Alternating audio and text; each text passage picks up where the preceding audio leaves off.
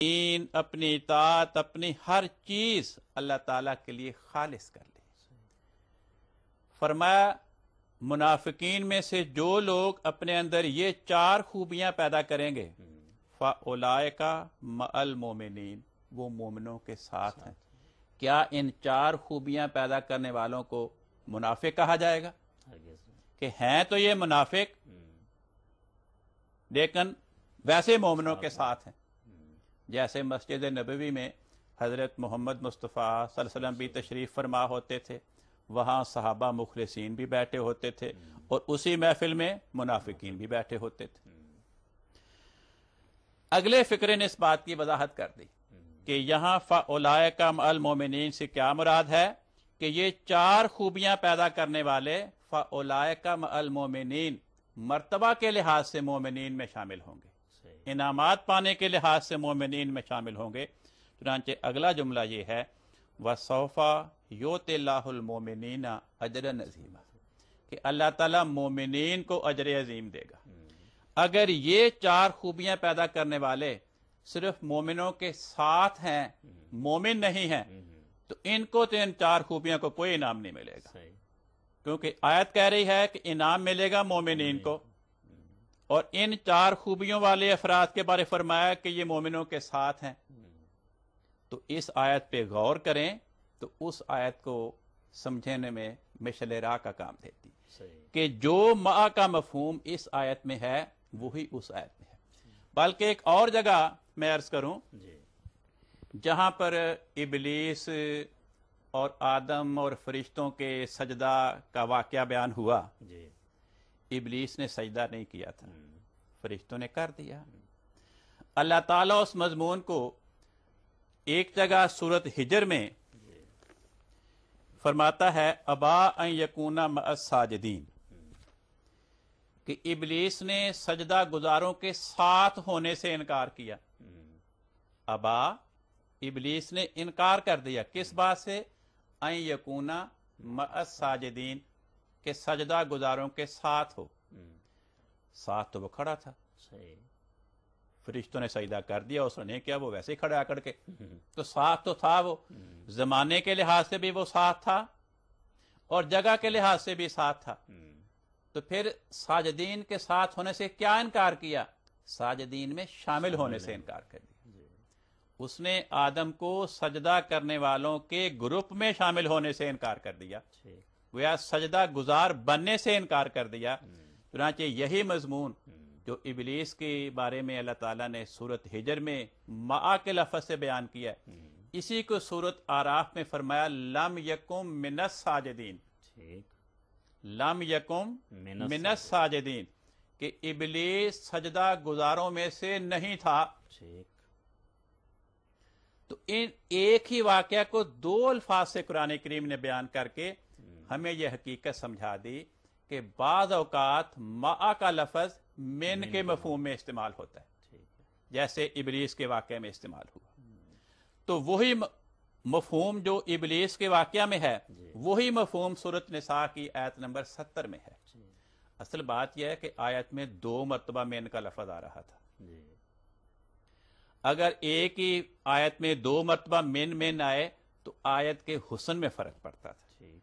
اس لیے اللہ تعالیٰ نے جہاں من کی جگہ مع استعمال ہو سکتا تھا وہاں پہ مع استعمال کر دیا، دوسری جگہ پہ من رہنے دیا۔ تو یہ وجہ ہے کہ فرمایا وَمَن یُطِعِ اللَّهَ وَالرَّسُولَ، جو لوگ اللہ اور اللہ کے اس رسول کی اطاعت کریں گے فَأُولَئِكَ مَعَ الَّذِينَ، اس مثال کے لحاظ سے کیا ترجمہ بنے گا؟ فَأُولَئِكَ مِنَ الَّذِينَ أَنْعَمَ اللَّهُ عَلَيْهِمْ، کہ یہ اطاعت کرنے والے ان لوگوں میں سے ہوں گے جن پہ اللہ نے انعام کیا۔ اب انعام کی تشریح کرنے مقصود تھی کہ انعام پانے والے کون؟ فرمایا من النبیین، اس کو گرامر میں کہتے ہیں من بیانیہ، کہ وہ اس کی تشریح کر رہا ہے۔ تو یہاں پر من کے بغیر گزارا نہیں تھا۔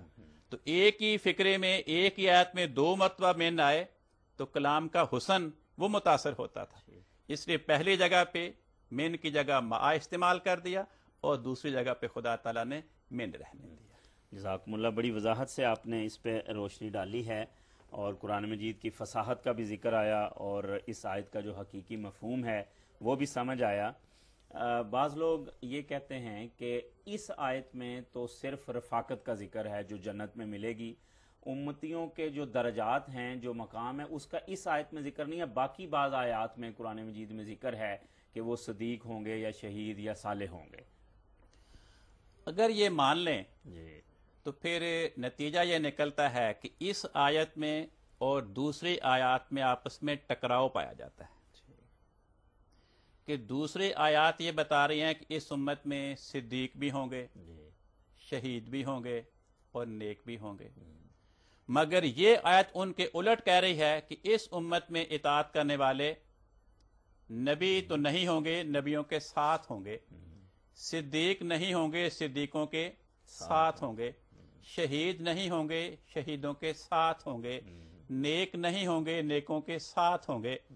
تو اگر یہ مضمون اس آیت کا بیان کریں تو پھر یہ دوسری آیات سے ٹکرا جاتی ہے، اور قرآن کریم نے ہمیں نصیحت کی کہ کبھی بھی کسی آیت کا ایسا مفہوم نہیں مراد لینا چاہیے جس کے نتیجے میں بعض آیات کا آپس میں تضاد اور ٹکراؤ ثابت۔ چنانچہ قرآن پاک فرماتا ہے، اسی سورۃ نساء میں ہی فرماتا ہے، افلا یتدبرون القرآن، لوگ قرآن پہ غور کیوں نہیں کرتے؟ لو کانا من عند غیر اللہ، اگر یہ قرآن اللہ کا کلام نہ ہوتا، لوجدوا فیہ اختلافا کثیرا، تو وہ اس قرآن میں بہت سا اختلاف پاتے۔ اس آیت میں ہمیں یہ سمجھایا گیا کہ اگر ہم کسی آیت کا ایسا مطلب بیان کریں جو دوسری آیات کے بیان شدہ مطلب کے خلاف ہو، اگر ان آیات میں تضاد ثابت ہو تو آیات میں تضاد کا پایا جانا اس بات کی دلیل ہوگی کہ یہ قرآن نعوذ باللہ خدا کا کلام نہیں۔ تو اس نے ہمیں سمجھایا کہ ہمیشہ آیات کی ایسی تشریح کی جائے جس کے نتیجے میں آیات کا باہم ٹکراؤ اور تضاد ثابت نہ ہو، آیات کی آپس میں مطابقت ہو۔ تو وہ اسی طرح ہو سکتی ہے کہ ان آیات میں بھی یہی بیان ہوا کہ اس امت میں صدیق، شہید اور نیک آئیں گے، اس میں بھی یہی بیان ہوا کہ اس امت میں نبی، صدیق، شہید اور نیک ہوں گے۔ اچھا کامل صاحب، آخری سوال آج کے پروگرام کا یہ ہے کہ آپ نے جو تشریح کی ہے کہ اس سے مراد یہ ہے کہ امت کے افراد ان انعام یافتہ گروہ میں شامل ہوں گے، اور یہ انعامات ان کو دنیا میں بھی ملیں گے اور آخرت میں بھی ظاہر ہے ملیں گے۔ کیا یہ تشریح امت محمدیہ میں پہلے بھی کسی نے کی ہے یا آپ نے نئی اختراع کی ہے یہ تشریح؟ بات یہ ہے کہ فرض کریں کہ امت میں پہلے کسی نے یہ تشریح بیان نہیں کی، یا کسی نے تشریح بیان کی لیکن ہمیں اس کا علم نہیں کہ کس کس نے بیان کی، تو اس سے اگر ہماری تشریح قرآن کریم کی آیات کے مطابق ہو، حضرت رسول پاک صلی اللہ علیہ وسلم کے فرمودات کے مطابق ہو، عربی زبان کی گرامر اس کے مطابق ہو، امت کی شان اور عقل کے مطابق ہو، تو وہ ہمیں قبول کرنی چاہیے۔ لیکن اور دیکھیں، سب سے شاندار تشریح قرآن پاک کی وہ وجود کرے گا جس پہ قرآن کا نزول ہوا، بے شک وہ حضرت محمد مصطفیٰ صلی اللہ علیہ وسلم کو وجود ہے۔ اگر آپ یہ سمجھتے کہ میری امت میں نبی پیدا نہیں ہو سکتا، میری امت کو کسی نبی کے آنے کی ضرورت نہیں ہے، تو آپ کبھی بھی اپنی امت کو خدمت اسلام کے لیے